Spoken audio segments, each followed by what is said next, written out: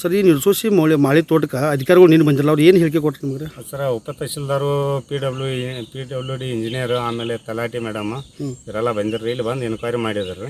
ಏನು ಸಮಸ್ಯೆ ಅಂತ ಕೇಳಿದಾರೆ.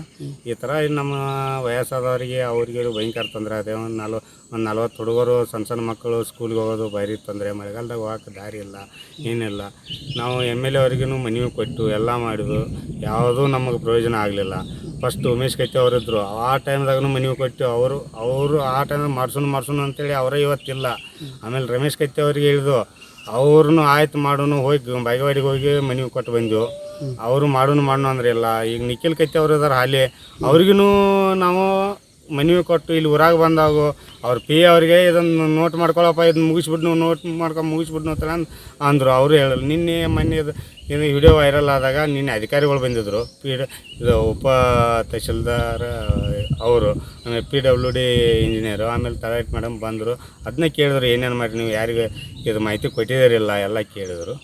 ಅವಾಗೆಲ್ಲ ಈ ಥರ ಎಲ್ಲ ಕೊಟ್ಟಿದ್ದೆವು, ಈ ಥರ ಆದರೂ ನಮಗೇನು ಇಲ್ಲಿ ಪ್ರಯೋಜನ ಆಗಿಲ್ಲ ಅಂತ ಹೇಳಿದ್ರು. ಅವರು ಬಂದು ನಾವು ಆಮೇಲೆ ನಮ್ಗಿಂತ ಮೇಲಾಧಿಕಾರಿಗಳಾದ್ರೆ ನಮಗೆ ಅವ್ರು ಕಳಿಸಿದ್ರು. ಅವ್ರಿಗೆ ನಾವು ವರದಿ ಮುಟ್ಟಿಸ್ತೇವೆ ಅಂತ ಹೇಳಿ ಹೋಗಿದ್ದಾರೆ ಅವರು. ಇನ್ನು ಮುಂದೆ ಏನಾಗಬೇಕು ನೋಡ್ಬೇಕು ಅದನ್ನು.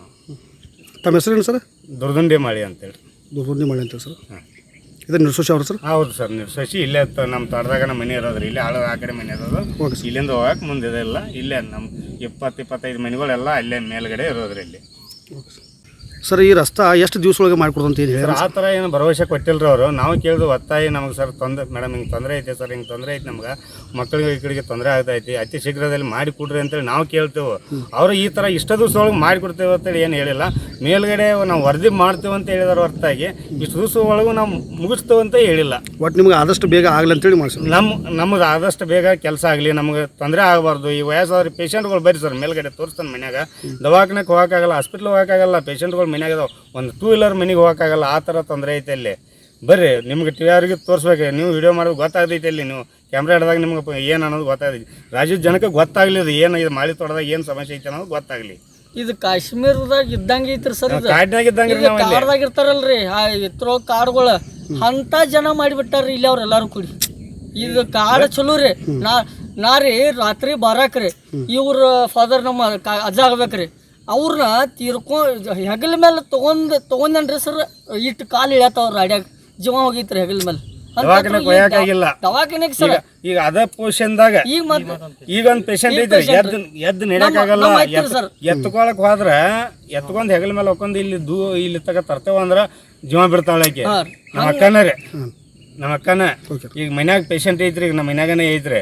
ಬರ್ರಿ ನಮ್ಮ ತೋಟದಾಗ ಇದೇ ತರ ದಾರಿ ಇಲ್ದಾರ್ಕ, ಇಲ್ಲಿ ರೋಡ್ ಇಲ್ದಾರ್ಕ 3 ಜನ ಜೀವ ಬಿಟ್ರಿ. ದವಾಖಾನೆ ಹೋಗಕ್ಕಾಗಲ್ಲ. 3 ದಿನ ಮಳಿ ಬೀಳ್ತೈತಿ, ರೋಡ್ ಇಲ್ಲ, ಡಾಕ್ಟರ್ ಬರಂಗಿಲ್ಲ, ಒಂದು ಗಾಡಿ ಬರಂಗಿಲ್ಲ. ಅವ್ರು ಡಾಕ್ಟರ್ ಸರ್ ದನಿನ್ ಡಾಕ್ಟ್ರ ಬರ್ತಾರೆ ಅಲ್ಲಿ ರೋಡಿಗೆ ರೋಡಿಗೆ ಎಲ್ಲಿ ಐತಿ ಕೇಳ್ತಾರೆ. ಅಚ್ಚಕಂದ್ರಿ ನಾನು ನಾಳೆ ಬರ್ತಾನಂದ್ ಹೋಗಿ ಬಿಡ್ತಾ. ಡಾಕ್ಟರ್ ಬರಂಗಿಲ್ರಿ ಇಲ್ಲಿ. ಸಂಪೂರ್ಣ ನ್ಯೂಸ್, ಇದು ನೊಂದವರ ಧ್ವನಿ.